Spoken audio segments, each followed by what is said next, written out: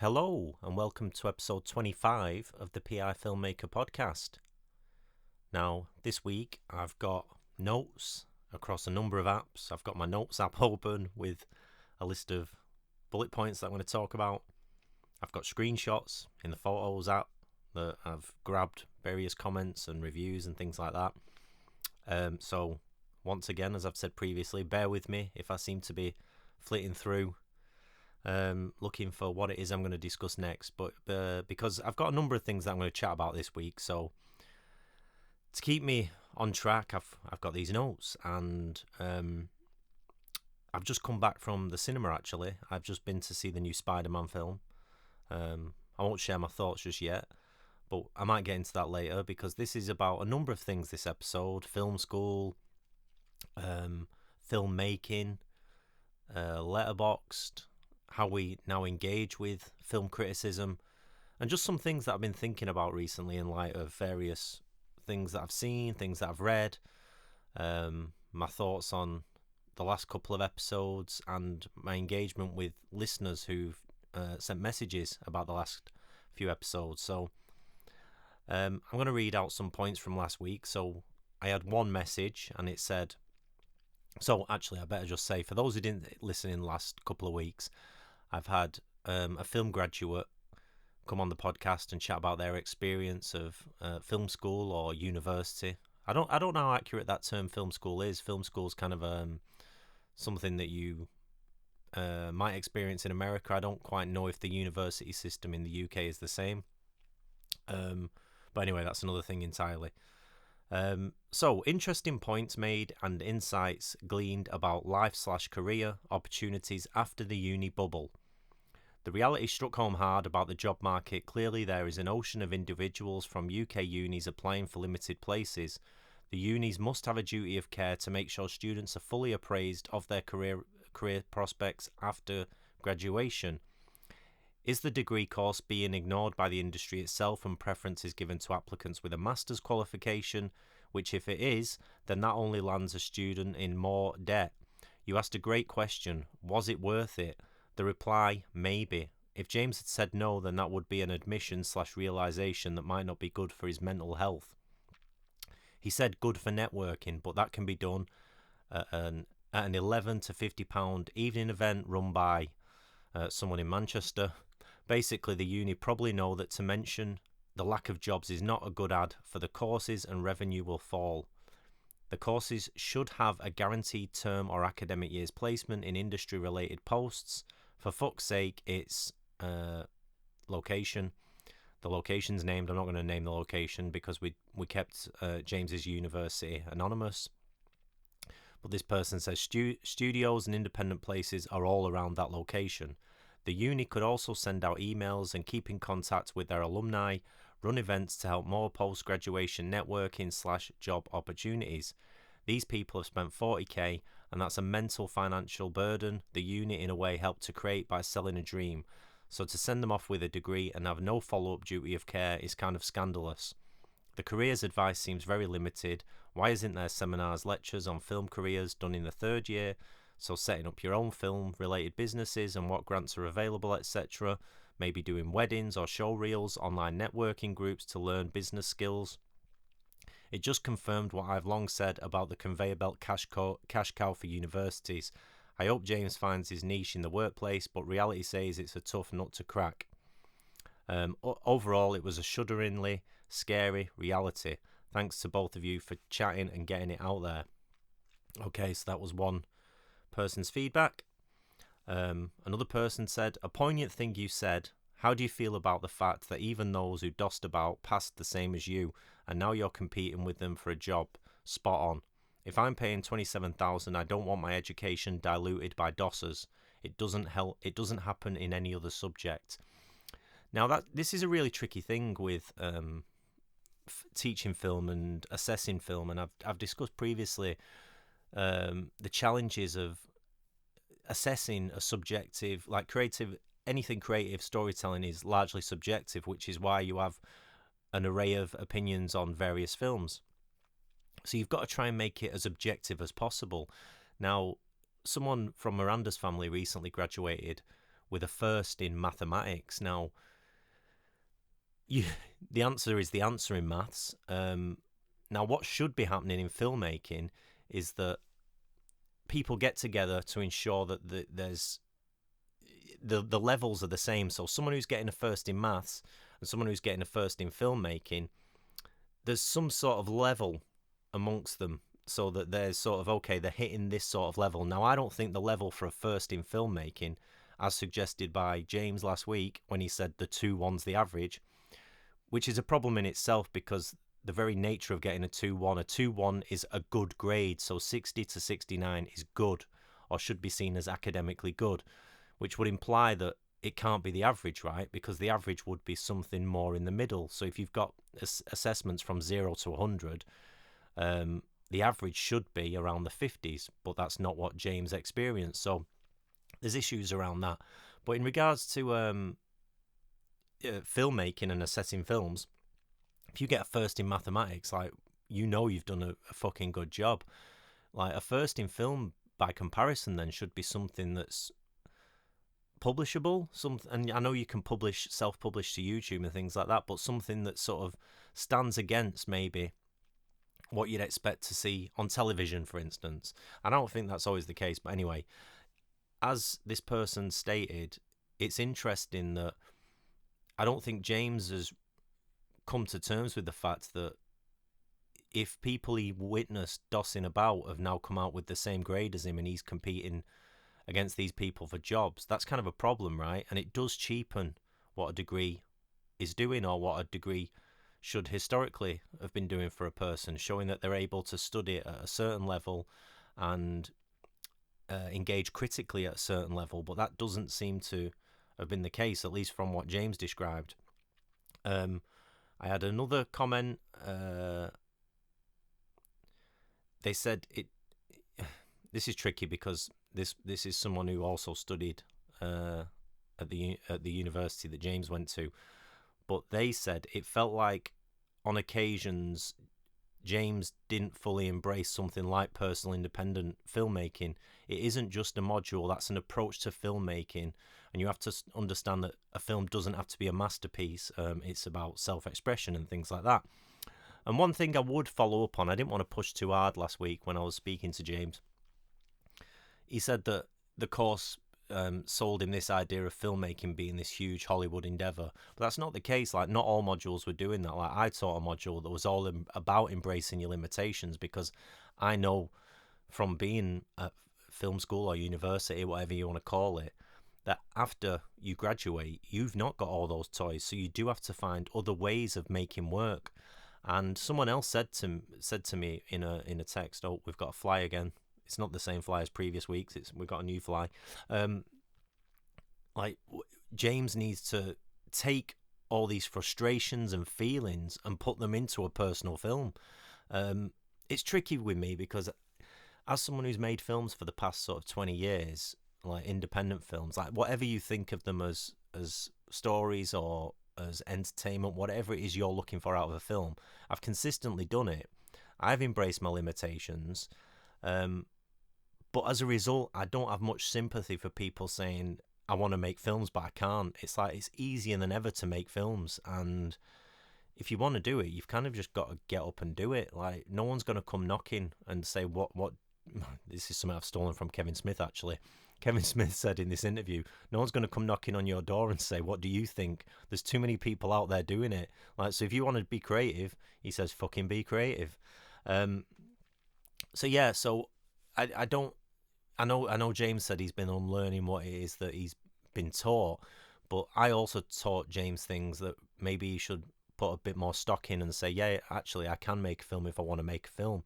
Maybe it might not be with the camera that was used for Age of Ultron. Maybe it'll be on his iPhone. Maybe it's just him and his partner out on their holiday making a little film. But if you want to express yourself, and I'm going to get into this later in regards to film criticism and things like that, because there's just a number of things going through my mind this week around these sorts of topics.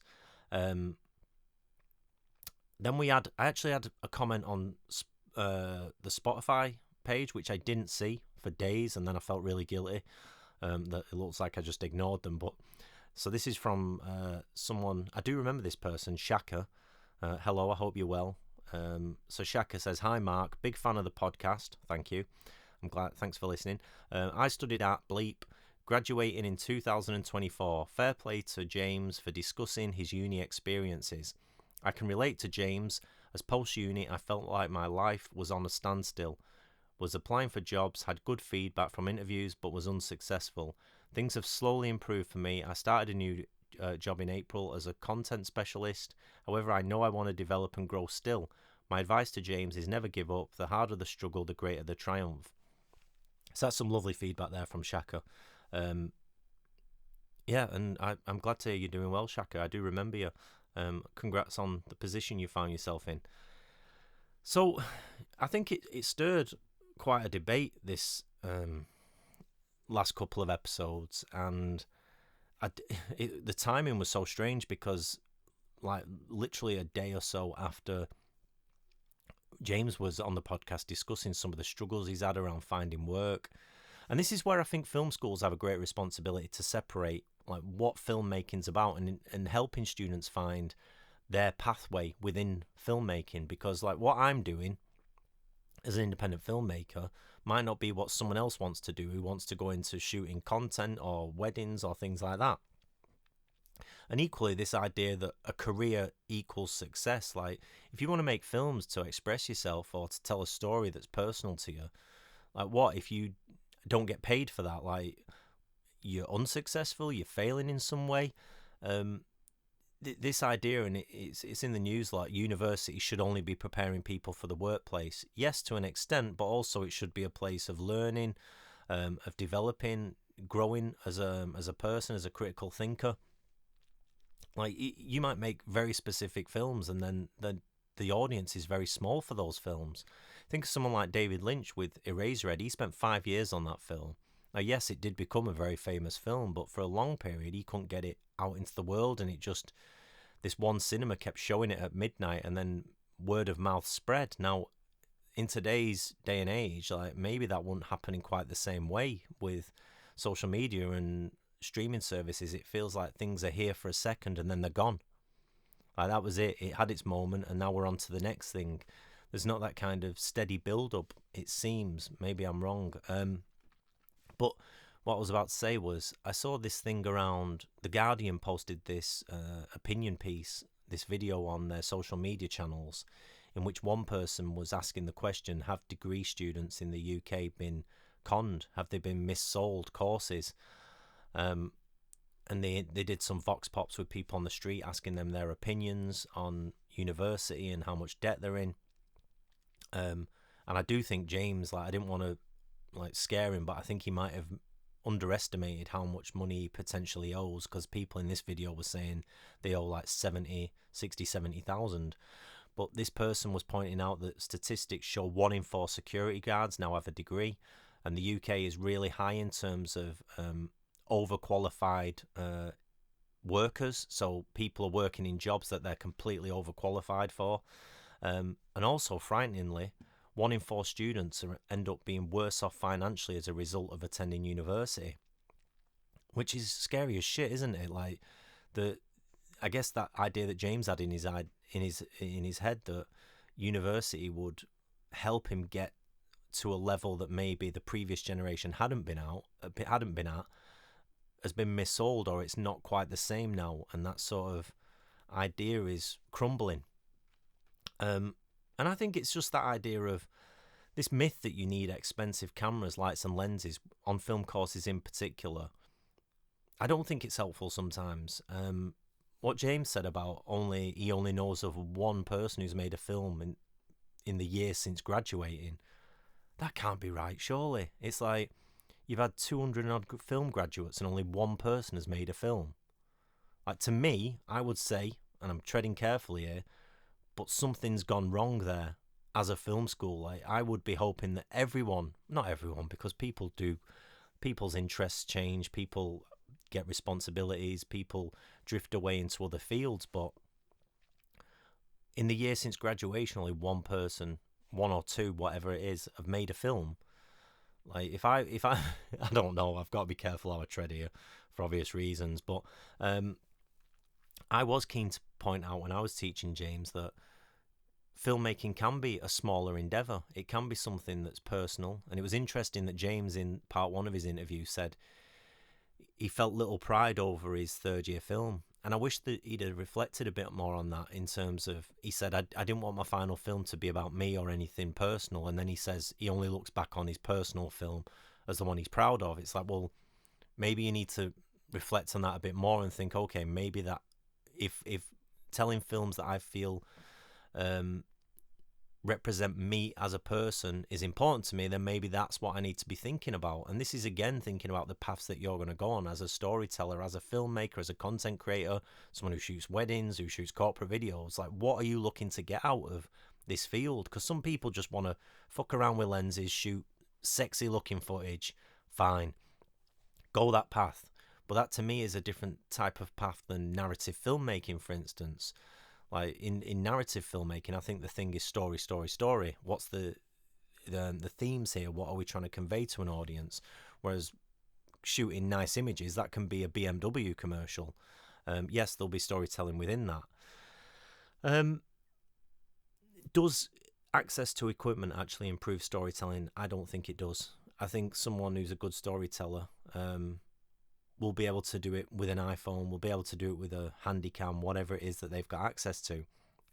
I don't think the role of film schools should be training people up to think that imitating Hollywood is a future for them. I think that you should be developing critical thinkers. Like, when you think back to people like Scorsese, when you read about their film school, they only got like maybe a roll of celluloid over the 3 years, and only certain people would be allowed to shoot on celluloid. The rest of them, there was no filmmaking. There was engaging in cinema, watching films, discussing films, thinking about films.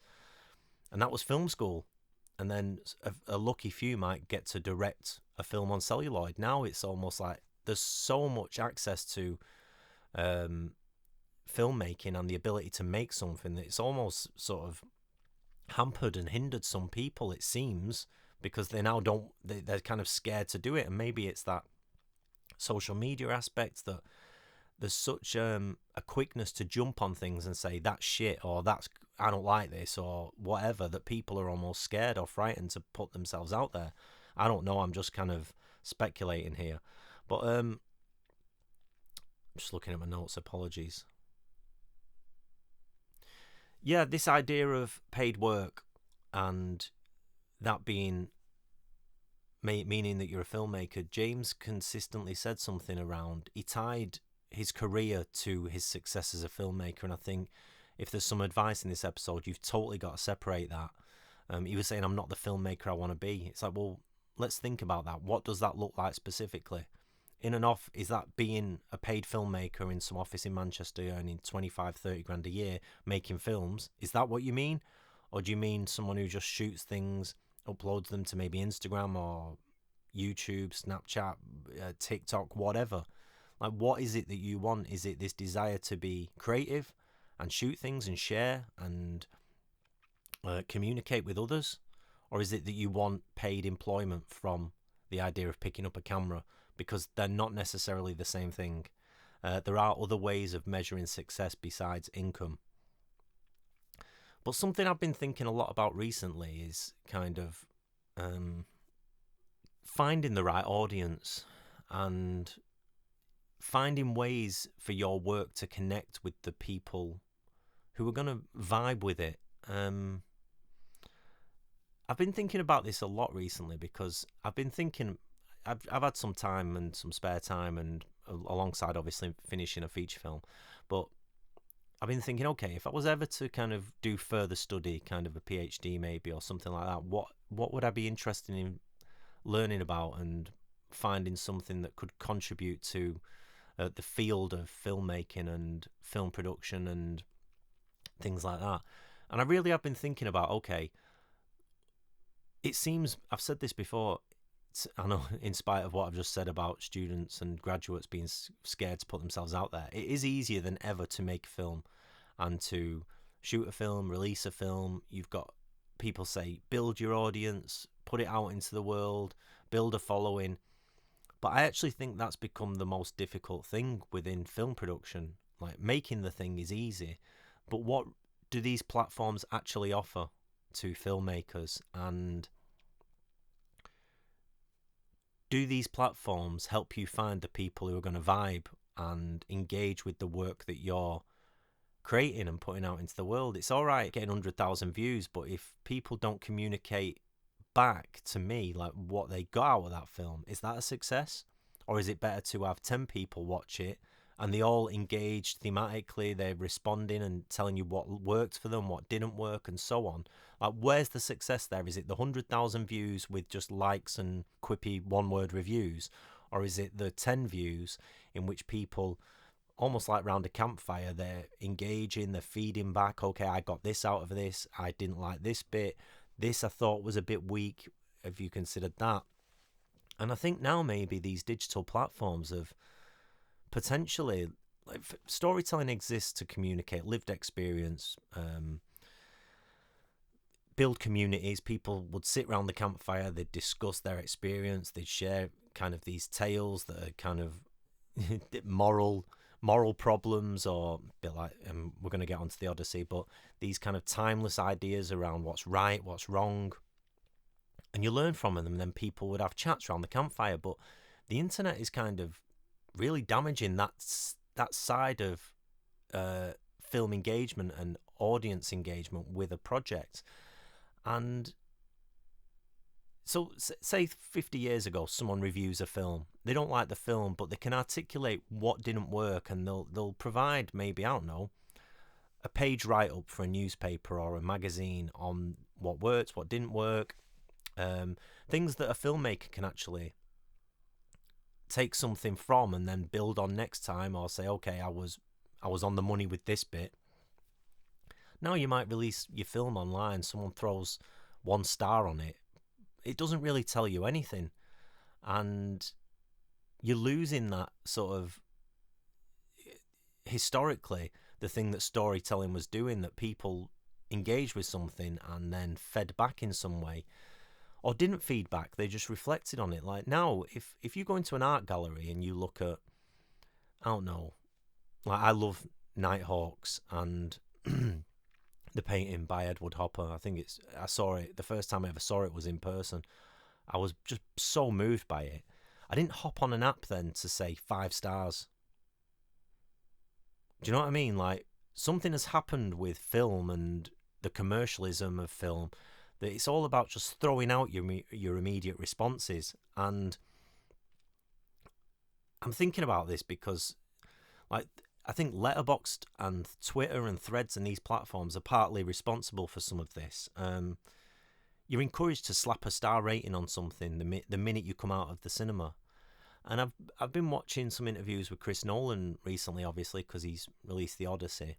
And he was in the Criterion Closet and he picked up Lost Highway by David Lynch. He said when he saw this, he found it almost hard work to get through. And he was thinking, yeah, this isn't vibing with me at all. Would Christopher Nolan, if he was a, I don't know, 21-year-old film student now, and interestingly, Christopher Nolan wasn't a film student. He didn't get into film school. Make of that what you will. He did study the classics, and obviously it served him well as someone who's now gone on to adapt the Odyssey. Would he come out the cinema, slap 1 star on Letterboxd, and then say, right, I'm committed to that opinion, that is my view of this film? No, because that platform didn't exist when he saw Lost Highway in 1997. He said what happened actually was that for the next few weeks he found the film kept coming into his head, and almost like a dream. And he said it was so interesting, he realised Lynch had almost tapped into that dream logic in terms of how images are presented. And for those of you who haven't seen it, Lost Highway is this frightening scene with this guy who's talking to the main character at a party, and he's like talking about, oh, I'm in your house right now, and he gives this person a phone on the phone, and the person's in his house at the other end, and it's just so weird and it's so nightmarish. I'm not describing that very well, I do apologise, but there's this nightmarish quality to it. But Nolan is now in the Criterion Closet picking out films that he's going to get to take home a DVD or a Blu-ray or 4K copy of, and he picked up that film because over the years it's meant something to him. That immediate reaction possibly wasn't right. And you see this all the time now on apps like Threads and Twitter, people just blasting out their immediate responses to something. And maybe you do need another viewing, or maybe you do need a week. I know I've said this previously, it needs to be in your head for a week for it to really sort of, for you to come to terms with what the film is trying to do or what the film is trying to say. I said previously about walking out of Frankenstein, Guillermo del Toro's Frankenstein, at the cinema. And these three people just stood around outside the toilets, and they're like, I'd give it 3 stars. And someone like, yeah, 3 stars for me. I thought, what the fuck are you talking about? Seriously, like, forget star ratings for a minute. Like, thematically, like, narratively, like, in terms of the characters, how are you coming to how are you bringing all of that together to come to this idea of that's a 3-star film?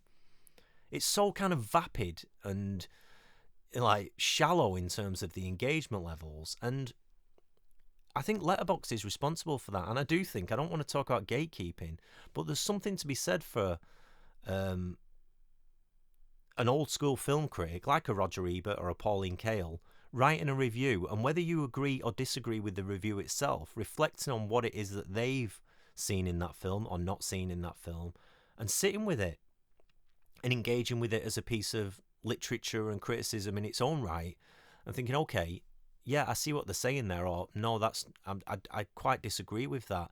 Everything has just been turned into quippy reviews of cinema and turning it into content. So you go on Letterboxd and you see the one of the top reviews of the Odyssey is 5 stars. Odysseus, you would have loved Google Maps. It's just like, fucking hell. Is this where we're at? Is this really where we're at? And I think why this becomes a problem for, like, I mean, Nolan's not going to suffer. Like, the film's wildly successful. It's going to make a shit ton of money. It has made a shit ton of money, and he's going to be able to make a new one. The problem is for indie filmmakers, people who are making these micro-budget films. They're being found by people who historically wouldn't have watched a micro-budget film. They probably wouldn't have sought out a micro-budget film. So I was doing all this thinking around criticism and audiences, finding the right audiences for indie films, and so I went on Letterboxd and I was looking at the recent engagement with some of my own work, and I thought, Jesus Christ, this is depressing. So this one person slapped 0.5 star on one of my films, and I thought, out of interest, like, I wonder what they're into in terms of cinema. And they've got a link to social media. Oh, first of all, this person, I'm guessing they work at the Trafford Centre, which, for those of you who are further afield, the Trafford Centre is pretty close to where I live. So I'm guessing they're a recent film graduate, according to their social media. They've somehow heard of this podcast, and then they watched my film, and then they slapped 0.5 star on it. So, like, maybe as well this podcast is actually harming the public perception of my work, but, you know, whatever. It's collateral damage at this point. But on a link to their profile, this is someone who's graduated with a degree in, and I don't want to sound like a film snob here, but a degree in film and English. And they, on their pinned tweet on their Twitter profile, is a video. It says, "My definition of cinema," and it's a short collection of clips of some of my favourite films. And the first one is like Endgame, so Avengers Endgame. And then it's a bunch of like Marvel things, like you see Thanos clicking his finger, and then there's some clips from The Matrix. It's all pretty mainstream stuff, but it's like, what, I don't want to sound like a snob here, but like 25 years ago, if you were like someone who was studying film, there's no fucking way Endgame was anyone's favourite film. I know Endgame wasn't out there. I'm just not having it. Like, I think people were thinking a lot more deeply about cinema then. I don't want to sound like old man shouts at clouds again. But you've studied cinema, and in the history of cinema, in all the long history of cinema, the great films that have been made, the first clip that you think of when you want people to understand what cinema is to you is Avengers Endgame. Like, wow. So then I was kind of curious, and it's like, why has this person clicked on my film? Yeah, maybe they have listened to the podcast and then they've thought, oh, I'll give one of their films a shot. Not for me. But there's not even that engagement where they then break it down and say, okay, this didn't work for me because of this, this, and this. This type of pacing isn't for me. I much prefer uh, technical kind of a technical polish that you don't find in indie cinema.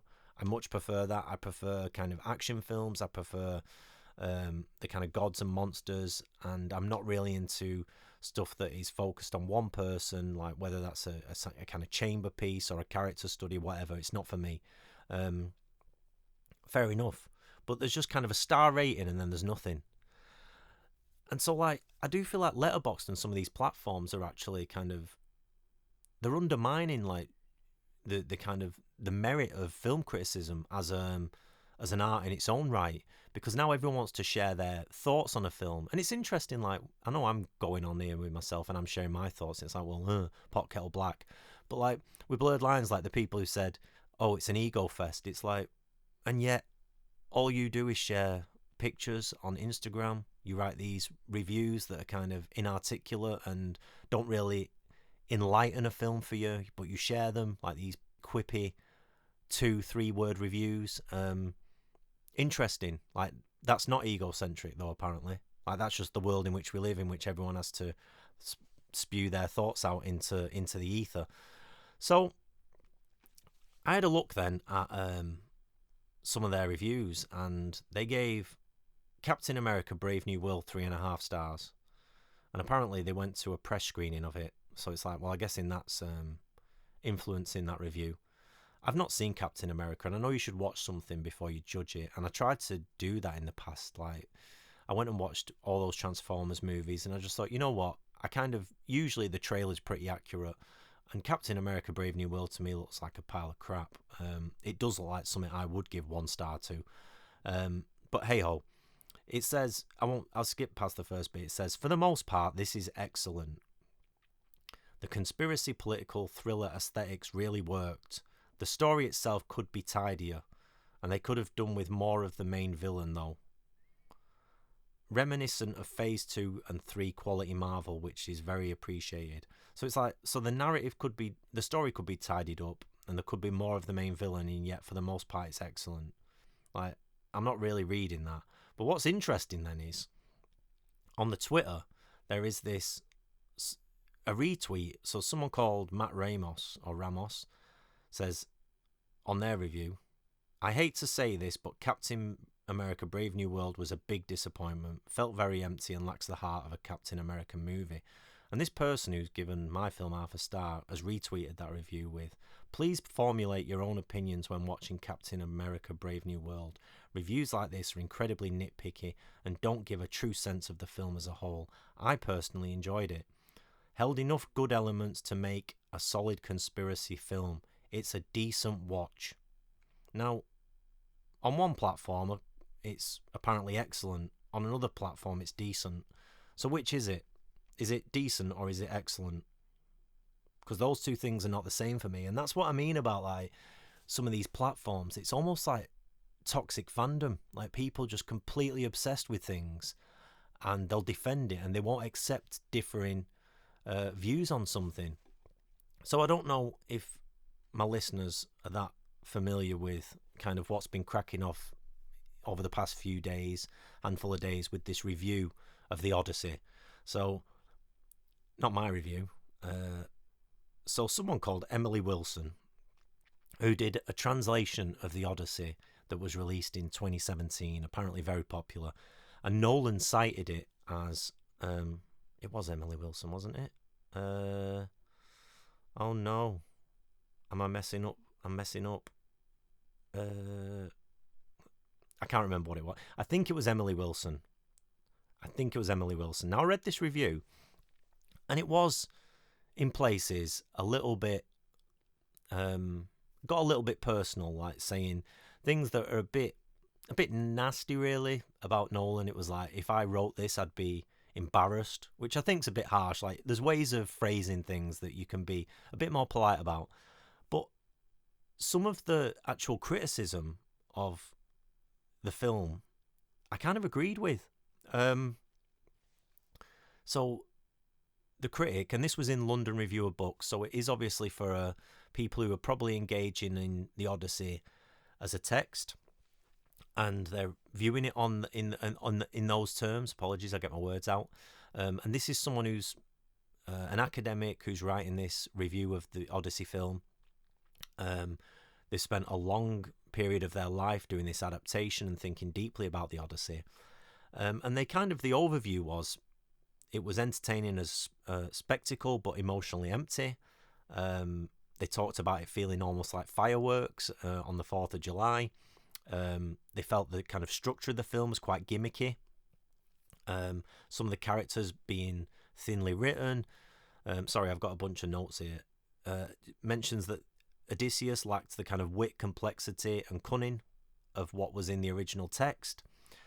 There was some things about the fact that war is seen as kind of, spoilers, Odysseus is almost like suffering from PTSD and the horrors of war, and yet the film climaxes in this kind of exciting sequence in which war and killing is shown to be the answer. So there's kind of contradictions within the film that this critic was pointing out.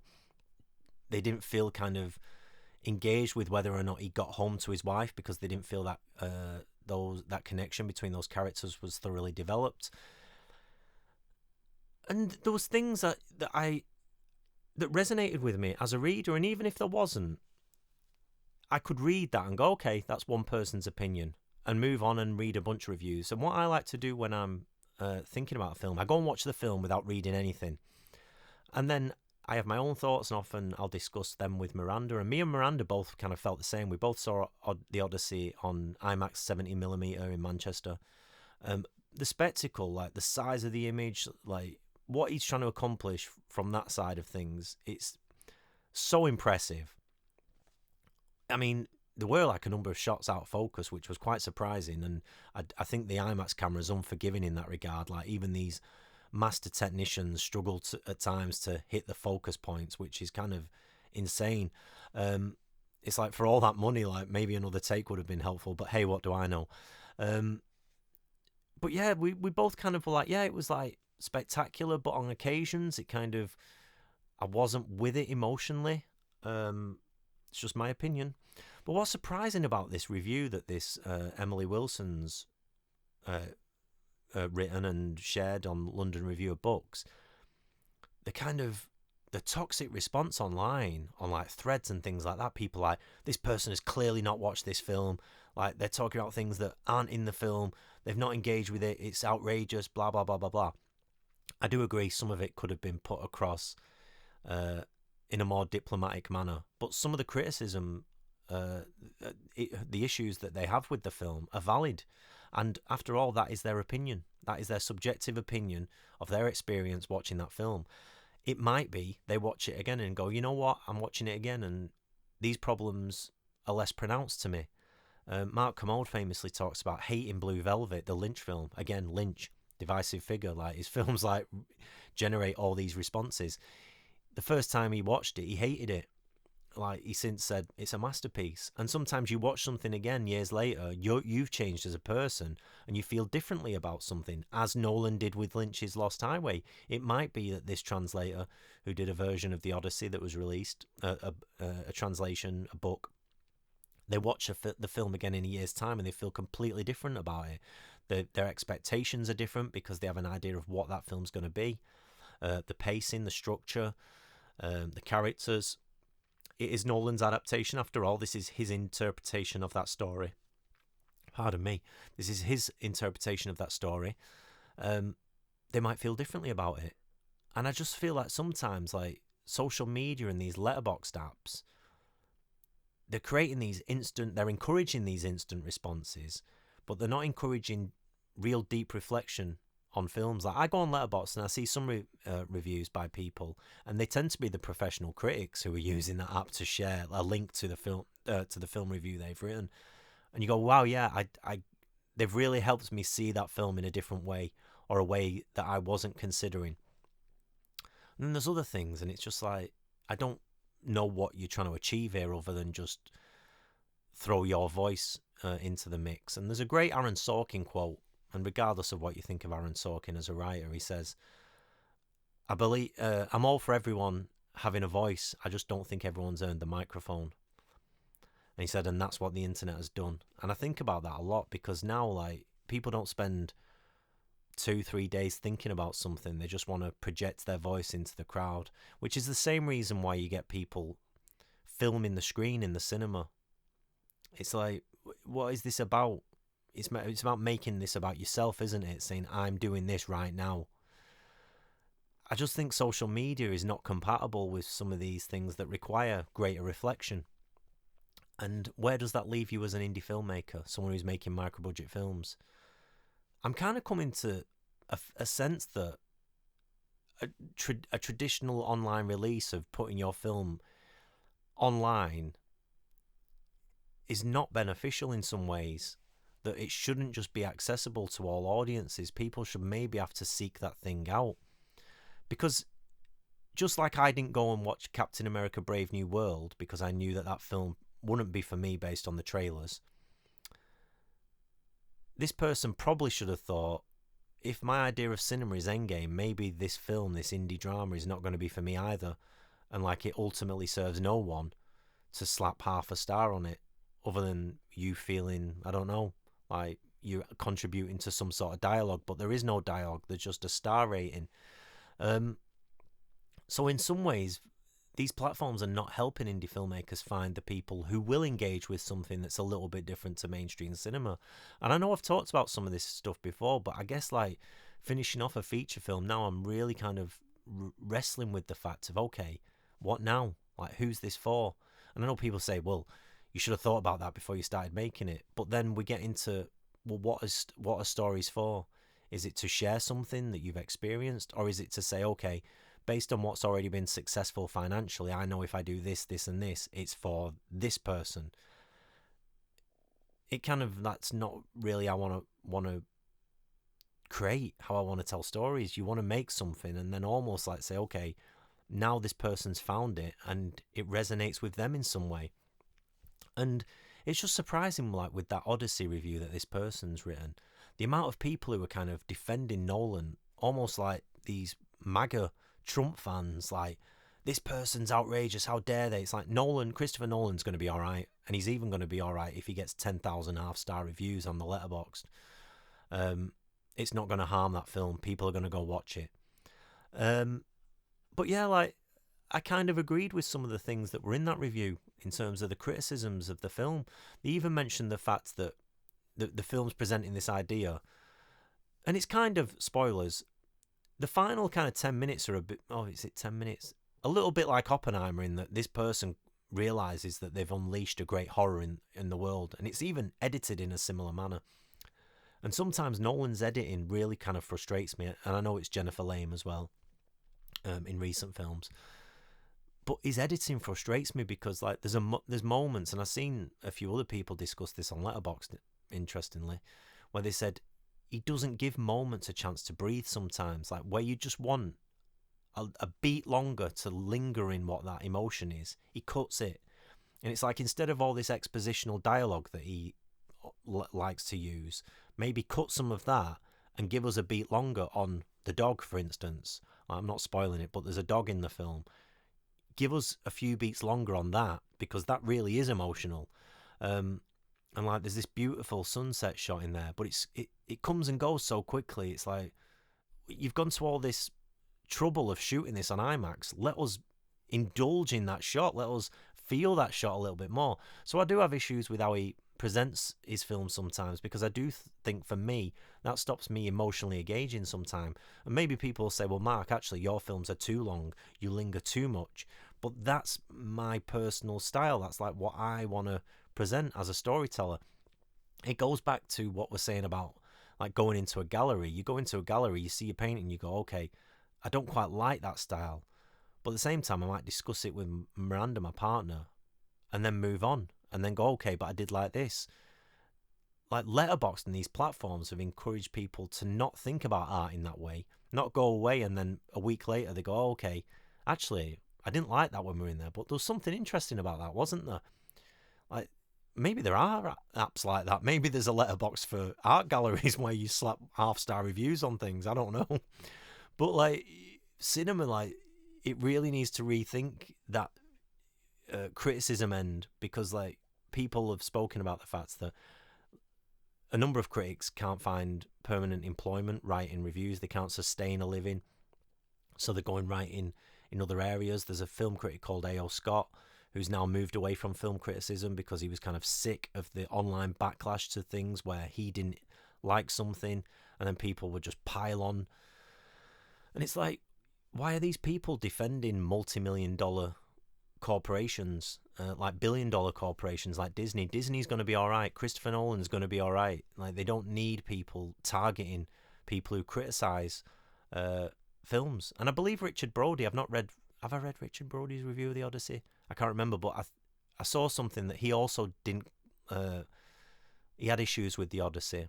I've not really seen people go after him though, so I don't know. They've gone after this Emily Wilson. Maybe it's the way she wrote and the tone of the review. I don't know. But yeah, I did the Odyssey. Spectacular. I am going again to watch it on IMAX 70mm, and maybe some of those things I might feel differently about that I questioned on first viewing. We'll see. And I know I said I don't watch Marvel movies, and I didn't watch Captain America Brave New World, and I'm kind of alright with that. If I go to my grave and I've never seen Captain America Brave New World, I'll be alright. I won't be on my deathbed thinking I wish I'd have watched Red Hulk fight Sam, or whatever he's called. Is it Sam? The new Captain America? I don't know. I did go and watch the new Spider-Man though, which is kind of where we started. And the new Spider-Man, it's alright. I mean, I went to watch Spider-Man because I have a soft spot for Spider-Man. I was like 16, 17 when the Tobey Maguire films came out. I still really like Spider-Man 2, the Tobey Maguire one. I don't think that's been topped in terms of live action. And these Tom Holland films are not as good as the Spider-Verse films. I think they're leagues above this Tom Holland series. It was kind of alright, this new Spider-Man film. It was, while it was on, it was engaging enough, but you don't, it's like they're missing some emotional beats, these Marvel movies. They don't quite resonate in the way that like Spider-Man 2 with Tobey Maguire does. The Tobey Maguire one, you really get the sense that this person is having a hard time. And I don't think they've really got there with these Tom Holland films. I know people say, oh, well, he's got no friends. It's like, yeah, but you don't linger in the moments long enough to show how lonely this character really is. You show these snappy montages, like these 5-minute montages in which he's flying around, he's working with his cool computer to track down criminals, he's going to a graveyard dropping flowers off. It's like, that should be sad, but like, you don't really leave us in the moment of someone being at a grave long enough for me to really engage with that moment. So yeah, it was kind of okay. I don't think I'd ever watch it again. So there we go. One other thing that I didn't get to say as well, and it's kind of tied into Letterboxd and Twitter and these social media platforms, the memification of cinema. And I think this is why people are taking pictures in the cinema. Within like a day of the Odyssey being out, there was these memes of Matt Damon being tied up to the ship when he hears the sirens. And then it's like me being offered a new job, or me having to work 9 till 5, and it shows Matt Damon screaming and there's a meme around it. And that kind of memification tied to these Letterboxd instant responses, I just don't think it's good for film culture.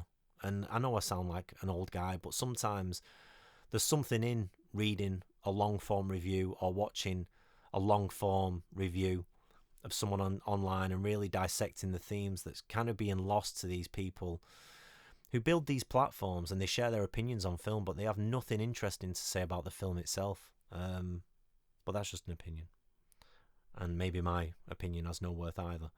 So that's kind of an episode for today. That's everything that I was thinking about chatting about.